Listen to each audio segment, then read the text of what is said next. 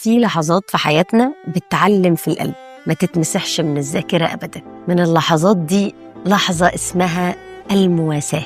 فلان واساني وأنا مقهور، فلان واساني لما فقدت أغلى حبيب، فلان واساني لما عيت واشتد عليا المرض. بس فلان ده ما قالش ولا كلمة، فلان ده حضني وفضل قاعد جنبي بيسمعني، ما سابنيش أشيل الحزن ده لوحدي واتقسموا معايا. يعني مثلا ساعة حادثة الإفك الناس أهانت السيدة عائشة، معظمهم جم عليها لدرجة إنها قالت ولا أكتحل بنوم، حتى ظن أبواي أن البكاء فالق كبدي. قلب موجوع من تقل الظلم.